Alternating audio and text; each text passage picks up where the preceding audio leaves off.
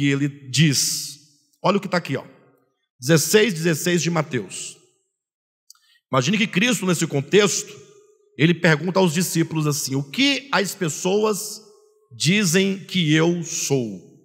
Aí os discípulos respondem: uns dizem que tu és João Batista, outros dizem que tu és Jeremias, outros dizem que tu és Elias, e alguns dos profetas. Aí Jesus continua: e vós, o que dizeis que eu sou?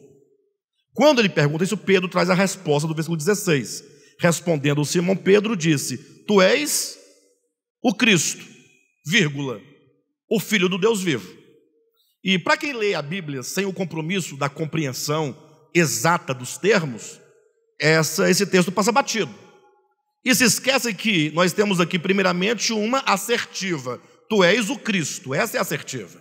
Ou seja, ele pergunta: quem eu sou? A resposta: tu és o Cristo, vírgula, o Filho do Deus vivo. Bem, essa vírgula está indicando que o que se segue a ela é uma explicação do primeiro termo. Isso é de extrema importância, entender o que é um aposto explicativo. Em outras palavras, tu és o Cristo.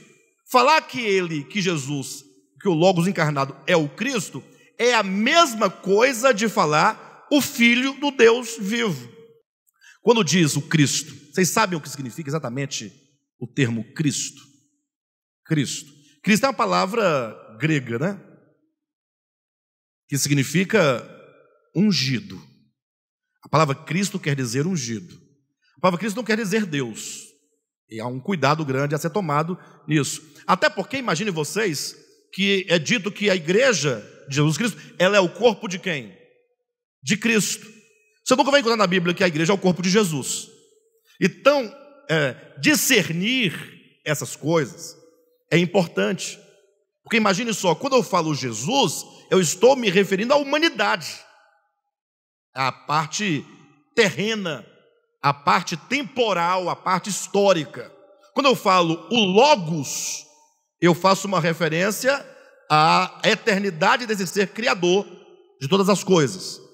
Quando eu digo o Cristo, eu me refiro àquele que foi ungido. A unção em todo o Antigo Testamento e também no Novo, mas no Antigo você vai encontrar com maior diversidade, né? Como que Deus ungia aqueles a quem ele separava para o cumprimento de uma obra. Então, quando Deus separava um profeta para ele, aquele profeta ele era o quê? Ungido. Em termos simbólicos, era um azeite, era derramado sobre a cabeça daquela pessoa para o desempenho de um ministério. No caso do profeta, ministério profético. Ou quando um sacerdote ia ser estabelecido como tal, ele tinha que ser ungido. Então vinha lá o sumo sacerdote com um chifre de carneiro cheio de óleo e derramava sobre a cabeça daquele que passaria a partir de então a exercer o sacerdócio.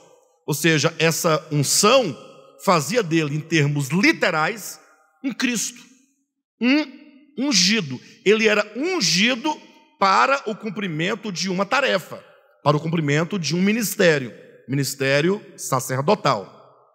Ou quando, por exemplo, ia se separar um rei, esse rei também era ungido.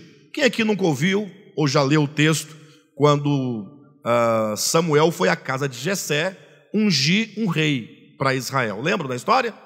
Então ungiu Davi, ele levava um chifre cheio de óleo, então derramando sobre a cabeça de Davi, ali aquele óleo representava uma unção, cuidado, porque nós temos que discernir as palavras no sentido que a Escritura dá, não do que o povo diz por aí. O que chamam de unção hoje em dia? A pessoa está lá orando, está empolgada na oração, e está com a voz trêmula já, e falando algumas palavras meio diferentes, fala, a pessoa está cheia da unção.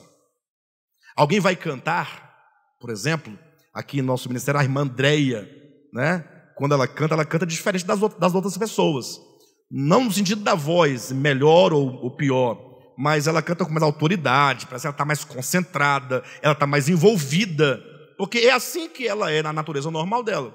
Então, nas igrejas pentecostais, dizem a irmã Andréia tem unção para cantar. Aí o outro vai cantar, não tem aquele mesmo envolvimento, não se envolve tanto emocionalmente na música, por motivos diversos. Às vezes por motivos de natureza. Tem pessoas que não se envolvem muito. Tem pessoas que são tão pálidas na sua natureza que elas não manifestam muita emoção. É a natureza da pessoa. Aí você diz, não, esse não tem unção. Esse não tem unção. Aí imagina que um pastor vai orar, aí fora, esse é o sentido, o entendimento deles, né? Que ele ora com aquela voz bem empolgante, com eloquência, e vai envolvendo as pessoas com aquela oração, diz, essa oração tem unção. O outro ora, se ora, Senhor, te louvamos, obrigado por esse dia, pelas pessoas que estão aqui, por todas as coisas, te adoramos, amém. Não tem unção, oração sem unção. Essas pessoas que dizem isso não podem nem mesmo ser levadas a sério. Não tem como levar a sério, porque essa pessoa está falando algo que não sabe o que está dizendo, porque está fazendo uso de uma palavra que ela desconhece o sentido que a Escritura traz. Aí vão dizer assim, presta atenção, não, pastor, mas é porque a unção, que era o óleo derramado, esse óleo representa o Espírito Santo. Então a pessoa está cheia do Espírito, olha a relação que elas fazem, elas estão ungidas naquele momento, né? Mas não se pode usar esse termo nesse sentido, porque esse óleo, embora um símbolo do Espírito Santo, ele está aqui para representar não somente o estabelecimento, mas sobretudo para capacitar a pessoa ao cumprimento de um propósito, para separar a pessoa para um propósito. No sentido bíblico, todos os crentes, ou melhor, todo verdadeiro crente é ungido. Não existe crente sem unção. Isso não é verdade. Isso é falso, isso é um equívoco do ponto de vista das Escrituras. E eu posso provar isso para vocês. Imagine só, será que alguém pode falar que Jesus não tem unção? Alguém é louco de falar, Jesus não tem unção? Eu digo que ele, pelo menos até os seus 30 anos, não tinha unção. No sentido bíblico, é fácil provar. Ele nasceu, embora Deus, sem pecado, sem mácula, viveu, cresceu como homem, normal, e somente aos 30 anos ele foi ungido. Quando ele foi ao Rio Jordão, e ali ele foi batizado nas águas, ao sair das águas, o Espírito de Deus desceu sobre. Esse descer sobre o Jesus de Nazaré está sendo ungido.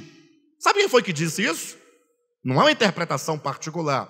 Foi o próprio Jesus que, ao sair dali, foi para o deserto, e tão logo ele volta do deserto, ele entra na sinagoga e começa o seu ministério dizendo: o Espírito do Senhor está sobre mim, pelo que me ungiu para... Olha, gente, me ungiu para... A unção sempre é para indica o quê? Propósito, finalidade, preposição de finalidade. Ele fala assim, olha, o Pai, ele me enviou ao mundo, e ele então me ungiu, o seu Espírito sobre mim, para me separar, me habilitar, me constituir para a obra que eu vou realizar. Mas essa unção do Cristo só aconteceu aos 30 anos de idade. Até então, podia-se dizer que ele é o próprio Deus em natureza, ali encarnado, mas não tinha ainda a unção. Então é tanto verdade que ele pregou 3 anos e meio, foi crucificado, morreu. Quando ele ressuscita, que agora ele convoca para si os seus discípulos, todos eles falam assim, olha, eu vou para o Pai, mas vocês precisam estar reunidos, separados, porque eu vou enviar o Espírito sobre vocês. Ou seja, do mesmo modo que eu fui ungido, que o Espírito desceu sobre mim, também descerá sobre vocês. É o que chamam de batismo com o Espírito Santo. É o que está em Atos capítulo 2. Por isso que a partir de Atos 2, quando o Espírito Santo desce sobre a igreja, ali é para a constituição do corpo de Cristo. Cristo quer dizer o quê? Ungido. Então quem constitui o seu corpo só pode ser também ungido. Essa figura do Cristo ungido, ou do Jesus ungido, e do corpo ungido para formar o Cristo, está lá no Salmo de número 133, quando fala que, ó, quão bom e suave é que os irmãos vivam em união. É lógico que ali é uma figura, está falando do ministério sacerdotal de Arão, mas a ideia é como o óleo precioso que desce sobre a cabeça, sobre a barba, as barbas de Arão, e vai descendo sobre todo o corpo, até as orlas dos vestidos. Ou seja, é uma unção que, começando em Jesus de Nazaré, homem, vai até o final, a parte extrema do corpo. Todo crente, nesse sentido, é ungido. E este é o único e exclusivo significado da palavra Cristo ou da palavra ungido nas Escrituras. O que dizem de unção é pura invenção.